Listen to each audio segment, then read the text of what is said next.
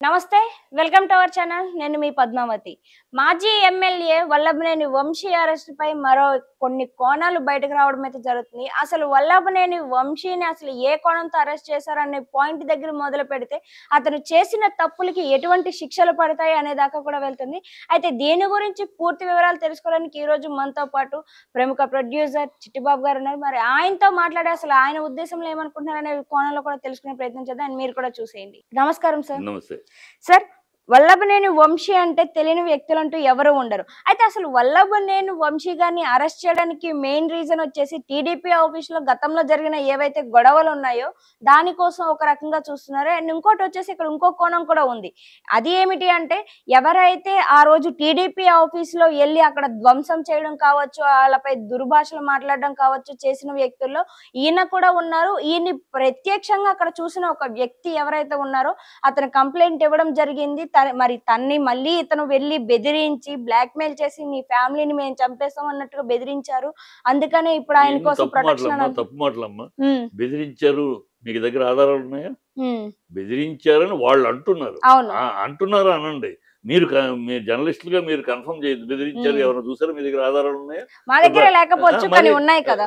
ఉన్నాయని వాళ్ళు అన్నారు. చూపించారు ఇంతవరకు ఏదైనా లేదు. ఆధారం? మరి మీరు ఎలా కన్ఫర్మ్ చేసి మాట్లాడతారు? అది వాళ్ళు అంటున్నారు అనండి. టీడీపీ నాయకులు అంటున్నారు అనండి. అంతేగాని బెదిరించారు అని మీరు కన్ఫర్మ్ చేయకండి. మాటలో తేడా వస్తుంది. అది అక్కడ వాడు రెడ్ బుక్ పాలన జరుగుతుంది. దౌర్భాగ్యం కూటమి ప్రభుత్వం దౌర్భాగ్య పాలన చేస్తుంది. ఇప్పుడు ఆ కంప్లైంట్ ఇచ్చిన వాడు మొన్న కోర్టులో వాపస్ తీసుకున్నాడు. ఏది మ్యాజిస్ట్రేట్ ముందు నాకు దీనికి సంబంధం లేదు, నన్ను బలవంతంగా సాక్ష్యం కోసం పిలిచి సంతకం పెట్టించుకున్నారు, తీరా చూస్తే దాంట్లో ఏమేమో రాశారు, నాకు సంబంధం లేదు, నేను వాపస్ తీసుకుంటాను కంప్లైంట్ అని కోర్టులో మ్యాజిస్ట్రేట్ ముందు చెప్పాడు.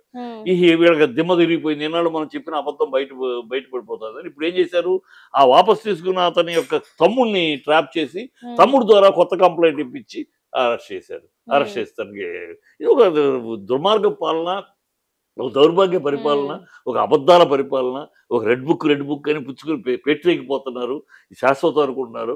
ఈ ఒకటా రెండు అబద్ధాల మీద అధికారంలోకి వచ్చారు.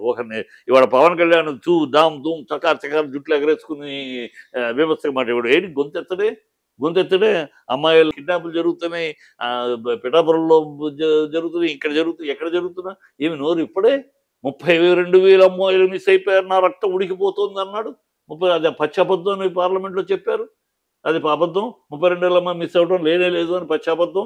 అది ఎలక్షన్ కోసం వాడిందని ఎవరో కాదు, బండి సంజయ్, మిత్రపక్షమైన బండి సంజయ్ బీజేపీ నాయకుడే చెప్పాడు పార్లమెంట్లో. క్షమాపణ కూడా చెప్పడే. ఇవన్నీ పచ్చి అబద్ధాలతోటి అధికారంలోకి వచ్చారు, పచ్చి డ్రామాలతోటి అధికారంలో వచ్చారు. ఇప్పుడు స్పెషల్ స్టేటస్ కోసం అన్నారు. ఇక్కడ ఏది ఒక్కటి కాకపోతే ఒకటి ఈ డైవర్షన్లో ఈయనేమో 6 అడుగుల బుల్లెట్ చించేస్తాడు, పొడి చేస్తాడు, బుల్లెట్ చూసుకున్నది. ఇప్పుడు వాళ్ళకి కనపడ్డు, మాట్లాడు, ఏం జరిగినా నోరెప్పడో గబుక్కులు లెగుస్తాడు. గబుక్కులు లేచి వచ్చి 10 ఏళ్ళు చంద్రబాబు ముఖ్యమంత్రి అంటాడు. ఇంకో 10 రోజుల తర్వాత మళ్ళీ మేలుకుని నేను సనాతన అంటాడు. ఒకప్పుడు మళ్ళీ నేను క్రిస్టియన్ అంటాడు. ఏం మాట్లాడుతాడో తెలియదు. ఆయన అట్లాగు ఈ చంద్రబాబు ఏమో కేవలం ప్రజలను మభ్యపెట్టడానికి ఎంత మభ్యపెట్టాలి, ఎలా మభ్యపెట్టాలి, మన చెప్పిన అబద్ధాలని ప్రజలు గుర్తుంచుకోండి, ఏం చేయాలి, డైవర్షన్ పాలిటిక్స్ ఆయన చేస్తూ ఉంటాడు. ఈ మధ్యలో లోకేష్ ఒక రెడ్ బుక్ ఎర్ర బుక్ అని చెప్పి కూర్చున్నాడు. ఇది పాలన. వీళ్ళు కక్ష సాధింపు తప్పితే ప్రజలను డైవర్ట్ చేయడానికి ప్రజలు ఎక్కడికి వెళ్ళినా తెలుగుదేశం వాళ్ళు నిలదీస్తున్నారు, ఈ కూటమి నిలదీస్తున్నారు, పవన్ కళ్యాణ్ నిలదీస్తున్నారు.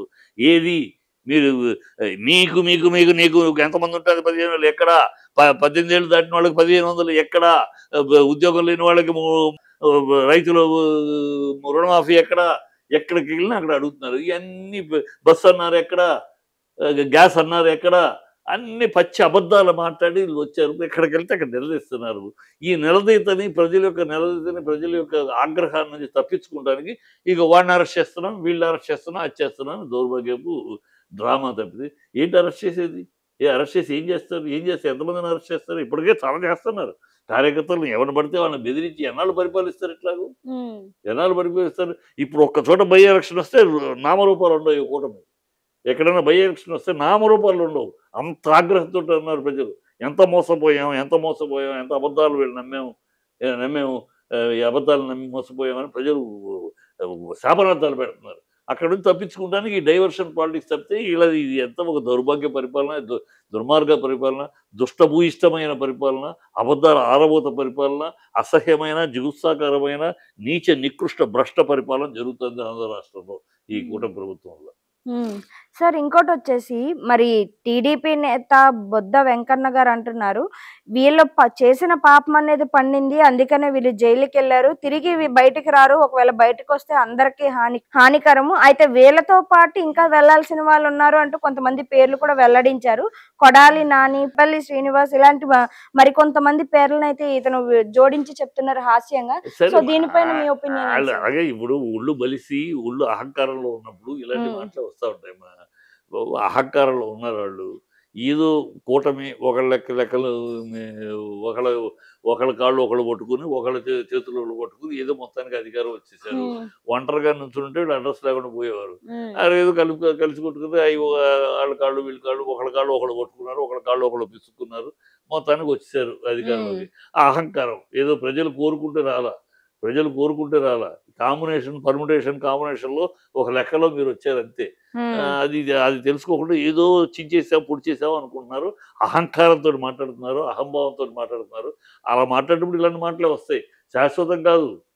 ఇలాగ మాట్లాడే 14 నుంచి 19 దాకా ఇలాంటి అబద్ధాలు మాట్లాడే జనాలు కూర్చోబెట్టారు. మళ్ళీ ఇప్పుడు రేపు కూర్చోబెడతారు. ఈసారి కూర్చుంటే మళ్ళీ లేగవరు. ఒకసారి నమ్మారు, మోసపోయారు పోయినసారి 14లో. అయినా మళ్ళీ నమ్మారు, అయినా మోసపోయి పోయినా సరే చూద్దాం మళ్ళీ అని నమ్మారు. ఈసారి కూడా ఈ మోసం చేస్తున్నారంటే ఈ మనుషులు ఇంతే, వీళ్ళ నైజం అంతే. వీళ్ళు కుక్క మరుగును, పిల్లి మేమనును, నక్క ఓడబెట్టును, తెలుగుది ఈ కూటమి మోసం చెయ్యను, ఈ సహజ లక్షణాలు అని ప్రజలు గుర్తించేశారు. సార్ అంబటి రాంబాబు గారు కూడా మరి అరెస్ట్ అవ్వడానికి అవకాశాలు ఉన్నాయి అంటున్నారు, ఇది నిజమే అంటారా? అంబటి రాంబాబు, పేరు నాని వీళ్ళకి వేరే పనిపాటు ప్రజల్ని డైవర్ట్ చేయడానికేమ్మా. ప్రజల్ని ఇప్పుడు చూడు, అది జీపటి కదా ఈ మాట్లాడతాం, నువ్వు అడిగావా? 9 నెలలు అయింది. ఎక్కడ 6 హామీల గురించి ఏ జర్నలిస్టులను అడుగుతున్నారు? వాళ్ళని ఫ్రీ అన్నారు, అడుగుతున్నారా? ఏమి అడగట్లా. లడ్డు అని ఒకసారి, విజయసాయి రెడ్డి అని ఒకసారి, ఇంకో గడిది గుడ్డు అని ఇంకోసారి, ఇది తప్పితే ఒక ఆడపిల్లల గురించి ఆ కేసు, ఆ సోహాని అమ్మాయి కేసు ఆవేశంలో మాట్లాడినప్పుడు పవన్ కళ్యాణ్, ఇప్పుడు అసలు దాని గురించి మాట్లాడు. అమ్మ ఆ కేసు వెనకబడిపోయింది, అప్పుడేమో రాగానే మేము చించేస్తా పొడుస్తాను. ఆడపిల్లలకు అన్యాయం జరుగుతూ ఉంటే కూడా నోరెత్తకుండా నోరు మెదపలేని దౌర్భాగ్య స్థితిలో ఉన్నారు ఈ ప్రభుత్వం. ఎంతసేపు వీళ్ళ ప్లాన్లు ప్రజల కోసమో ప్రజల పరిపాలన లేదు. వీళ్ళ ప్లాను పవన్ కళ్యాణ్ ఎట్లా తాను ముఖ్యమంత్రి అవ్వాలి, ముఖ్యమంత్రి సీట్ పోటీకి వెళ్ళాలి. ఇక్కడ చంద్రబాబు తనను ఉండనివ్వడు, చంద్రబాబు తనను కానివ్వడు, తన కొడుకునే చేస్తాడు. కనుక మనం ఈ చంద్రబాబు క్లచెస్ నుంచి బయటికి వెళ్ళాలంటే ఏం చేయాలి? అక్కడ కేంద్రంలో ఉన్న బీజేపీ తోటి గట్టిగా సఖ్యత ఏర్పరచుకోవాలి. అందుకని నిన్నటిదాకా క్రిస్టియన్ని గడిదిగుడ్డుని నేను అది ఇది అన్నవాడు, నేను క్రిస్టియన్ని, నా పిల్లలు క్రిస్టియన్స్ తప్ప, నేను బాప్టిజం తీసుకున్నానప్ప, మా నాన్న దీపారాధనలో సిగరెట్ అంటించుకున్నాడప్ప, అసలు ఈ దేశంలో మత కలవలకు హిందువులే కారణమప్ప అని వాగిన నోరు ఇవాళ సనాతన అంటున్నాడు. ఎందుకు? అక్కడ బీజేపీ సంఖలో దూరటానికి. అలా అయితే అక్కడికి వెళ్తే రేపు చంద్రబాబు